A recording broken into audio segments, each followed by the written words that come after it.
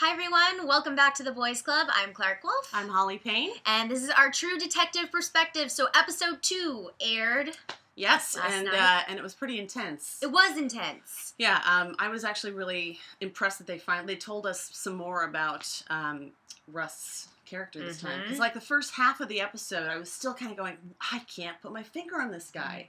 I just can't figure it out. And then we find out what's going on. Yeah, his backstory, we get into that a little bit more. Yeah. We also get into Woody Harrelson's affair a little bit more. Yeah. Which was, I know the guys really appreciated that episode.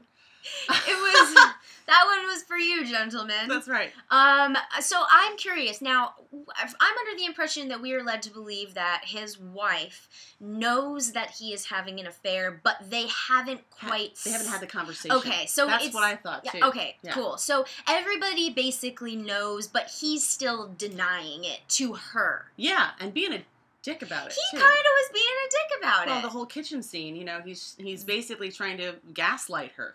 Yeah, you know? Yes, that is a good term. Mm-hmm. That's a great term. You should Google that if That's you don't right. know what gaslighting is. Great film. Yeah, that was super interesting and crazy. I thought the family dynamic between all of the families, between her parents and her, between, you know, him and the kids. Yeah. And because that was a little, okay, so that felt a little out of left field to me because I felt like in the first episode when they have the dinner scene, the girls seem pretty comfortable around mom and dad. Yeah. And then in the second episode when he tells the girls to come to dinner and they're like, oh, are you coming too? Are you going to be there? And he's like, yeah, I'm going to be there. Ooh, we're going to pause for a minute. And like, I thought, okay, well, that was a little interesting. I don't know. Yeah. Did that strike you at all? It didn't really strike me as anything different than what was already set up in the first episode. Only because his wife has already said, you know, you're not here. Yeah, where are you? Where are you? Yeah. So the kids are already accustomed to this at this point, I think. But, you know, he'll come in there and be the great dad and show up, and then he's, you know, oh, daddy kind of situation. Which just leaves her with, you know, holding the bag, holding essentially. The bag, exactly. Now, I have a question, because, okay, now we're led to believe that this timeline between Matthew McConaughey and Woody Harrelson and this first case is kind of their first time teaming up together, right? That was my impression, Okay, me too. So now here's my question. We find out in the first episode that they had this really long partnership and something happened and they don't work together anymore. Okay, fine. My question is, they seem to not have a very good partnership right now. And like, you mean as far as like getting the evidence together? In terms of working together, in terms of getting along, like the scene where Woody Harrelson comes into the locker room and they get into a physical altercation. Yeah. The scene where they are talking to the prostitutes and they just really seem to be rubbing each other the wrong way. I'm kind of wondering if we're ever going to see where this actual bond or chemistry comes from. Do you know what I mean? Well, it's interesting to me that you say bond because I don't see a bond between them. I don't see it either. I see a respect. I see a mutual respect. Actually, I see a one-sided respect. I don't even see a mutual respect. I see Woody Harrelson's character respecting Rust, but I don't see it going the other way around because Rust is just in his own zone. Right.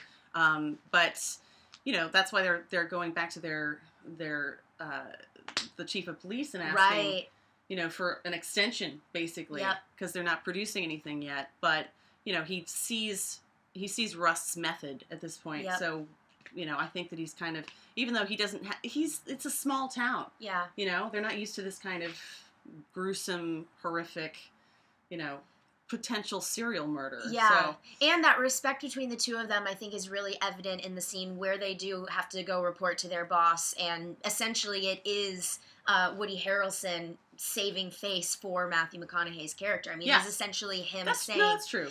Like, you know, no, we're good, we're on this, and, you know, trust us, and don't, you know, give us more time, and I'm going to put my reputation on the line for this partnership. He did do that. And, but again, right now, I'm not seeing this alleged great chemistry that would allow you to work so successfully with someone for almost 10 years. If this is their first case, I'm not seeing where they click. Well, we're only in the second episode. That's true. We are only in the second episode. Now, that was interesting to me. Sorry, go ahead. No, I was going to say the clincher for that for me, was the final scene in the episode, which was, you know, he's put it together. Russ has put it together enough that he's proved it to Martin, you know, by going to the church. But all the pieces are falling into place. And however, you know, unconventional his methods are, he knows what he's doing. He knows what he's doing. Yep. He goes in, he roughs those guys up, finds out about the bunny ranch, finds the diary. All of those things start to fall into place. They end up at the church by the end of it.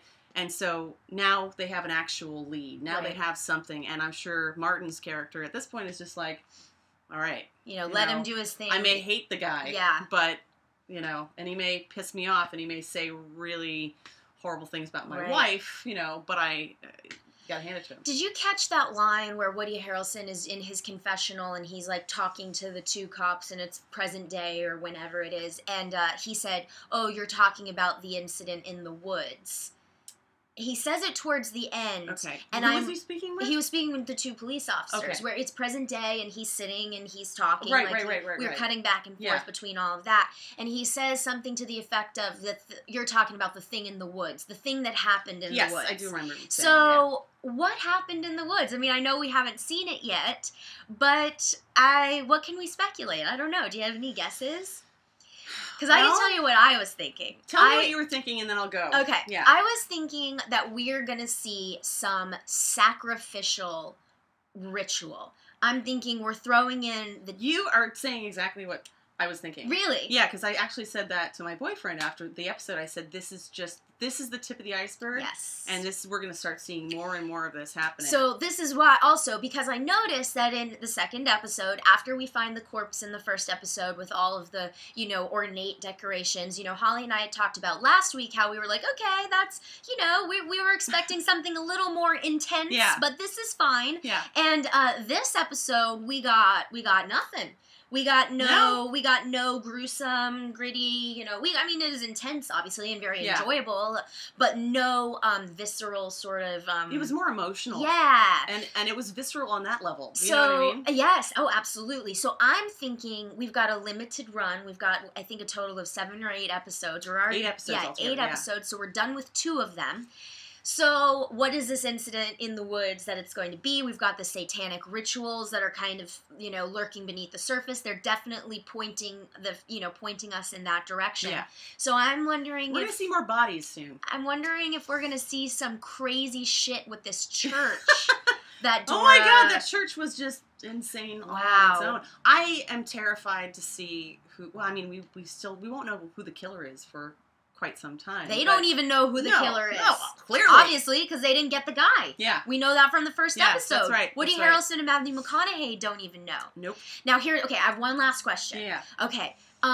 They keep trying to talk to Woody Harrelson, meaning the 2 police officers, the present-day police officers. Yeah. And we find out in this episode that they know something that Woody and Matthew McConaughey do not know. Yes. So we know that there's new information, right? Now, and I think that Martin is trying to actually get a little bit of information back from them as well. I think so too. Now, my question is, they keep asking Martin, Woody Harrelson's character, about Rust. They keep being like, what kind of guy was he? Like, do you think that Rust is a suspect? I've thought that from the beginning. Mm-hmm. I thought that from the very, very jump of the show. I was like, they're asking him some very, very specific questions. He already kind of looks like he's been in prison. Right. He looks grizzled. We find out in this episode he's killed a bunch of people. He's also had a serious drug problem.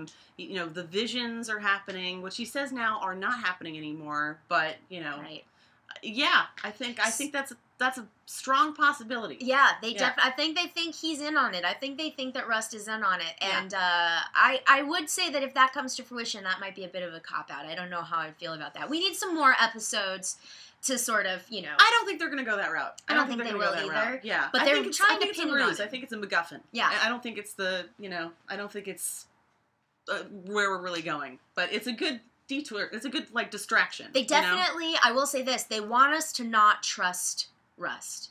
They want the audience to be wary of him. And yet I felt so much more sympathy for him in this episode. I couldn't put my finger on it for the first half of the episode, and then we find all this stuff out. We find out his daughter died as a toddler, you know, and that the whole marriage fell apart. And you just kind of, you're like, oh man, this is a broken guy. Yeah. And he's shut off emotion at this point. Right. So it'll be interesting. And he seems like he's warmed up by the time the two cops are interviewing him, after, a 12-pack of Lone Star? Right. So we'll see. We'll see. Any final thoughts, Holly? I think my predictions for the coming next 2 episodes, I think we're going to see some more bodies. I do. I think we're going to see some more bodies. Get a little more gruesome. This is a real slow burn of a show, but I think we're amping up to something really awesome. Really big. And also one more thing I wanted to mention too is the fact that this was just a toss away Prost, as they kept saying. This is just a toss away victim. Right. So he's building to something much bigger, and we'll see who the next victim is. Do you think it's going to be Michelle Monaghan? I think she's a possibility. Whoa! You heard it here first. Oh my gosh, that would be crazy. Because another decoy, I think, is Woody's mistress. Yeah. Because he's warning her, but I don't think she's going to be a threat as much. Do you think that we're going into, sorry, this is going to go a little long, but whatever, you can turn it off here if you want. We're learning things as we go. We're talking it out. Yeah. Do you think that she's going to be one of the victims, the mistress? Oh, the mistress. Do you think that, are we headed in this direction of they were after him? Like this is something to do with Martin? It could be, and she could end up dead. Also, just from a horror perspective, the chick with the big knockers goes. She does. Then I'm safe! Me too! Woohoo! We're gonna live. Yay for living. Up top. All right, well, those are our reactions and our predictions. What did you think? Did you enjoy episode 2? We want to hear your comments. Yes, let us know in the comments below. And there's much more to come from the Boys Club. This is our first show with True Detective Perspective, but there will be much more, so subscribe. Thanks for joining us. Yes, absolutely. And we'll see you next week. Bye. Bye.